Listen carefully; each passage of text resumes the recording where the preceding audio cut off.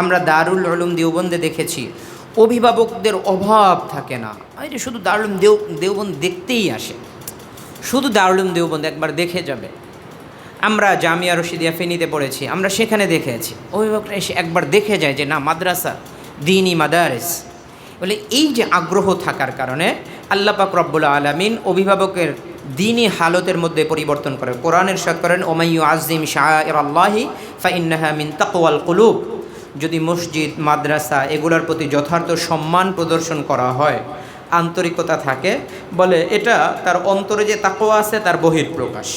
আর যদি অন্তরে তাকওয়া না থাকে, এই দ্বীনি শাআইরের সাথে সম্পর্ক রাখলে অন্তরে তাকওয়া অটোমেটিক চলে আসে। আপনার যদি নামাজ পড়তে ভালো না লাগে, আপনি নামাজের সময় ছাড়া অন্য সময় যায় শুধু মসজিদে ঘুরে আসবেন। নামাজ 5:20 তো আপনি 5:20 পরে 5:30টার দিকে মসজিদে যাবেন, সবাই নামাজ পড়ে বের হয়ে যাবে, আপনি মসজিদে যাবেন, যাই মসজিদে একটা ঘুরে আসবেন, অথবা মসজিদে উজু ইস্তেঞ্জা করে আসবেন, মসজিদে উজু করে আসবেন, নামাজ পড়বেন না, নামাজ পড়তে ভালো লাগে না, আপনি যেয়েন না, নামাজ পড়িয়েন না, কিন্তু আপনি মসজিদে যাবেন, উজু করবেন, আপনি মসজিদে যাবেন, ইস্তেঞ্জা করে চলে আসবেন, আপনি যাবেন, হুজুর আসসালামু আলাইকুম ভালো আছেন, হুজুর একবার সালাম দিয়ে আসবেন, বলতেছে। এর কিছুদিন পরে আপনার কাছে দেখবেন যে আস্তে আস্তে মসজিদের প্রতি মহব্বত চলে আসতেছে, আস্তে আস্তে হুজুরদের প্রতি মহব্বত চলে আসতেছে, আস্তে আস্তে নামাজের প্রতি মহব্বত চলে আসতেছে।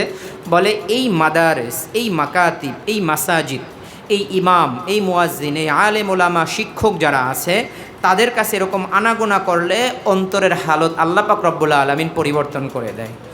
ঘটনা শুনবেন, হযরতে সাইয়্যিদনা আবু বকর সিদ্দিক রাদিয়াল্লাহু তাআলা আনহু নাফাকা হানজালা, সৈয়দ হজরত হানজালা রাদিয়াল্লাহু তাআলা আনহুর ঘটনা গালেবান, যে সে বলতেছে যে হানজালারা মুনাফিক হয়ে গেছে, মুনাফিক হয়ে গেছে।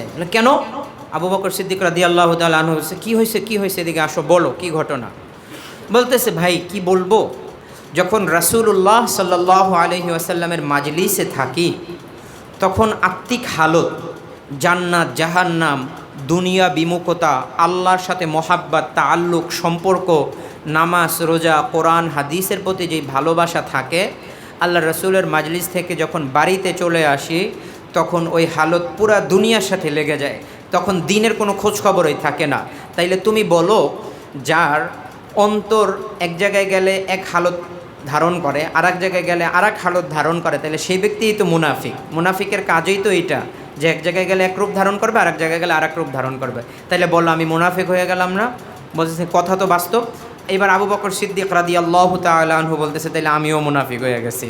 এখন দুজন বড় পেরেশান, আল্লাহ রাসূল সাল্লাল্লাহু আলাইহি ওয়াসাল্লামের দরবারে গেছে, ইয়া রাসূলুল্লাহ এরকম এরকম ঘটনা আপনার দরবারে যখন থাকি, তখন আত্মিক হালত এমন এমন থাকে যে তখন সেজদা দিতে ভালো লাগে, তখন দ্বীনি কথা শুনতে ভালো লাগে, কোরআন তেলাওয়াত করতে অনেক ভালো লাগে, আপনার দিকে তাকিয়ে থাকতে ভালো লাগে, আল্লাহকে খুব বেশি ইয়াদ করে, আল্লাহর জিকির এক মুহূর্তের জন্য জিব্বা থেকে সরে না।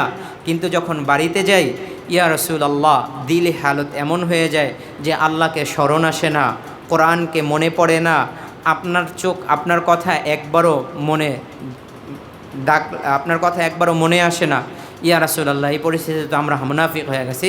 তখন রাসূলুল্লাহ সাল্লাল্লাহু আলাইহি ওয়াসাল্লাম বলেছেন, না, এটা মাজলিসের আসর, এটা আল্লাহর রাসূল সাল্লাল্লাহু আলাইহি ওয়াসাল্লামের সোহবতের বরকত, এজন্য তোমাদের অন্তরের এই হালত পরিবর্তন হয়। যদি এই হালত না হতো, পরে গোটা পৃথিবী এই পৃথিবী হিসাবে চলতো না, গোটা পৃথিবী উলটপালট হয়ে যেত। যদি সকল মানুষ দিনরাত 24 ঘন্টা কোরআন হাদিস, দিন, আল্লাহ, খোদা, রাসূল এগুলোর মধ্যে নিমজ্জিত থাকতো, তাহলে গোটা পৃথিবী চলতো কীভাবে? খাবারের ইন্তজামও তো করতে হবে, পরিবারও তো চালাতে হবে, দোকান ব্যবসা বাণিজ্য সব কিছুই তো চালাতে হবে। তো আমি বলতেছিলাম যে যখন নাকি আপনি মাদ্রাসার মধ্যে যাবেন, মসজিদের মধ্যে যাবেন, হযরত উলামা ইকরামের সাথে আনাগোনা করবেন, তখন আপনার অন্তরে তাকওয়া যদি নাও থাকে, এটা খুব দ্রুত এই অন্তরে তাকওয়া সৃষ্টি হয়ে যাবে। এটাই মাদ্রাসার বরকত, এটাই মসজিদের বরকত, এটাই হযরত উলামা ইকরামের বরকত। আল্লাহ পাক রব্বুল আলামিন আমাদেরকে মাদ্রাসা, মসজিদ, হযরত উলামা ইকরামের সাথে সুসম্পর্ক এবং তাদের সাথে অধিক পরিমাণের আনাগোনা করার তৌফিক দান করুক।